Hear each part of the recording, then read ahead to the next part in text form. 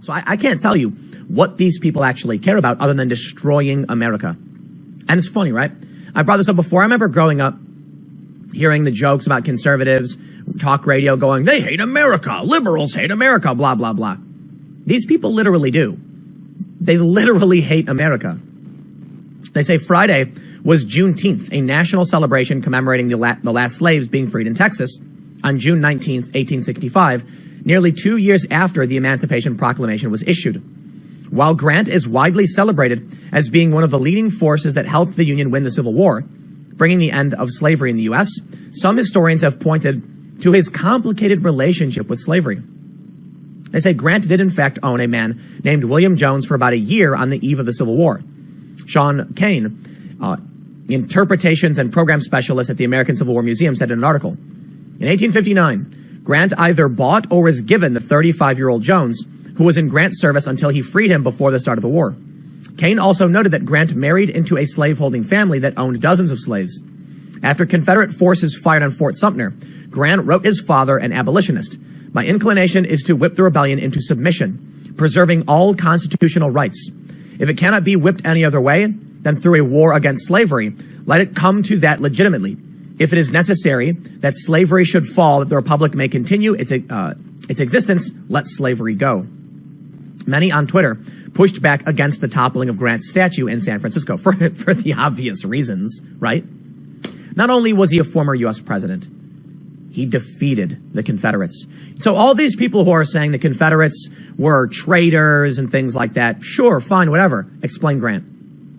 I'll wait. Andy Serwer said, Grant did briefly own one slave he freed years before the war, but as a general, he smashed the Confederacy. And as president, he crushed the Klan. He presided over the ratification of the 15th Amendment. People going after Grant probably just want to break things. No, Adam, I'm sorry.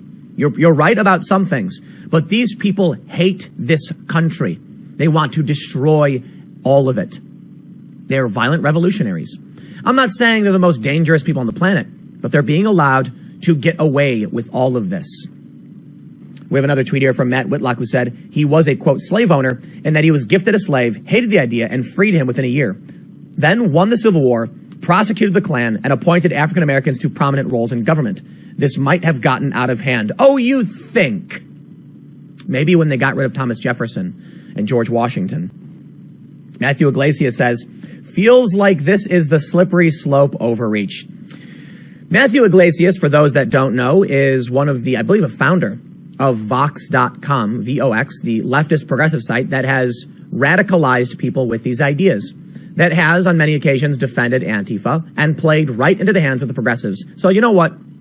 I know conservatives say this about me, but it is true that these liberal types, these progressive types, coddled the revolutionaries until the point where they actually went nuts. Let me tell you a story. During Occupy Wall Street, there were a lot of people down there who really liked me. Yeah, believe it or not, huh? Occupiers, a lot of them, a small handful really hated me, physically attacked me on more than one occasion. But there were some Antifa types, some far lefties who did like me and, would look out for me to a certain degree. I remember there were some big events where I had been attacked before by these far leftists, and I would have some of the Occupy people ask me if I wanted the activists to protect me and give me security because they wanted me covering their protests.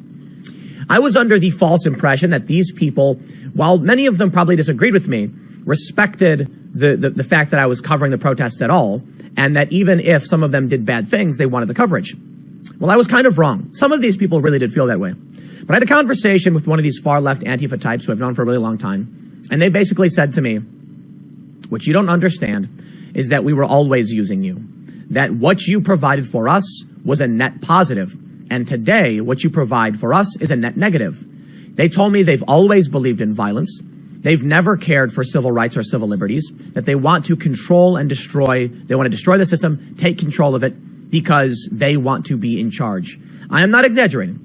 I've talked to some of these people. They've explained in many different ways, many different times, they just want the power because they think they will be better rulers. They are power-hungry lunatics. And they told me that always since Occupy did they believe in using violence and suppressing rights and harming people, seriously harming the innocent. I was having a conversation about innocent people who got wrapped up in the violence, and they said, make an omelet, break a few eggs, huh? And that's shocking to me. They don't care about individual liberties or rights. And that's the point I'm making here. Many progressives, and to a certain degree myself included, coddled these people. Now, I don't think it's fair necessarily to wrap myself up in that, because I filmed them vandalizing cop cars during Occupy. It's one of the reasons they physically attacked me. But a lot of these progressives entertained this, and they call it respecting a diversity of tactics. And they were warned. We warned these bleeding heart liberal types, these, they marched the streets, they didn't like the violence, but they would say, well, we have to respect diversity of tactics. No, that's the lie they use to trick you into supporting their insanity.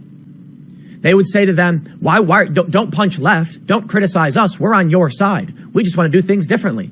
Respect the diversity of tactics.